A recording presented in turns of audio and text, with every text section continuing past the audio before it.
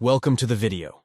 I hope you're ready for today's video. It's going to haunt you for the rest of your life. Imagine, it was the middle of World War II and you were just accepted to serve your country in the most honorable way, helping others in the future, being part of an experiment that will aid in the future. A van arrives to pick you up and you climb in, excited. As you approach the gates, something in you tells you to run, but you ignore it and focus on the reward. The sound of rusted gates closing behind you tell you that you are now trapped. You are led to a room with two others. The room is nothing special, 3 beds and some books. You glance around, getting familiar with your surroundings. The metal door creaks as it is closed. The first few hours were slow. Reading books and getting to know the others was all that there was to do. The researchers told you that when you hear a ding, it means it's time for bed. You hear the ding for the first time. You head to bed and fall asleep. The next day went the same as the last, reading and talking. The ding echoed through the room, and you climb into bed, although this time you feel a slight breeze on your face, not cold or hot, but it's strong enough for you to notice it. The next morning you get up later than usual, not having slept well the night before. You start the pattern again until you hear the ding. You notice the air on your face, but this time you can ignore it. The next morning you are more tired than ever, not having slept well again, worse in fact. You lay in your bed, your eyes heavy, begging to close, but something is stopping you from falling asleep. You don't remember much about that day.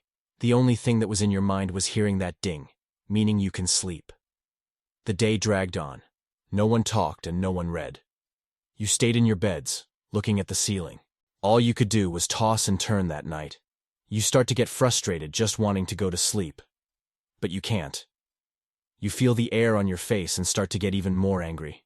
You leap up and tear at the vent above your head, clawing and screaming at it to let you sleep. Eventually you give up. Your body is too tired to keep up this anger, and you fall back in bed, still awake. You look around and see one of the others sitting on the edge of their bed with their head in their hands. You watch them for a bit and notice that they weren't moving. You get out of bed and head over to them. As you place your hand on their shoulder, they fall over onto the floor, stiff and blooded. You stumble back, seeing that they had ripped their neck open, their glassy eyes staring at nothing as blood leaked onto the floor. You quickly went back to your bed, wide awake now, shaking. All you could do is wait till morning. Surely they would stop the experiment. As the day continued, you knew no one was going to stop anything, this realization adding to the frustration. No one had gotten the body, and the smell was filling the room.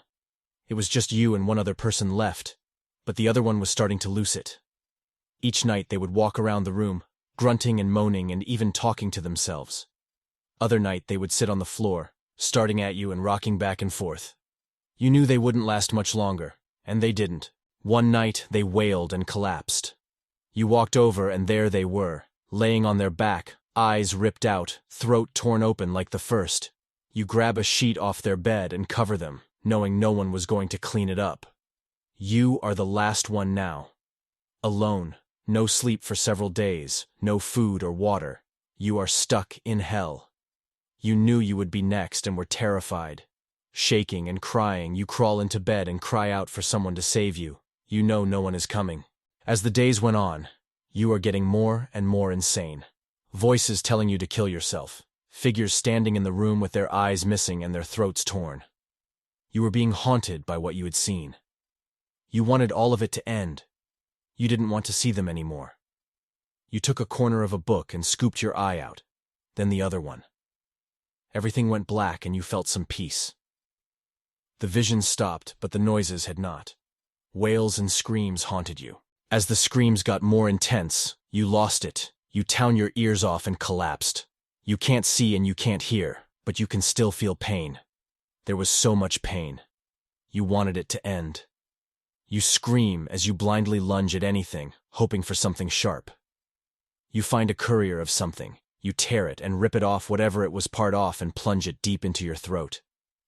As you lay on the floor, you smile, knowing it's over, you're free, and you served your country in the best way.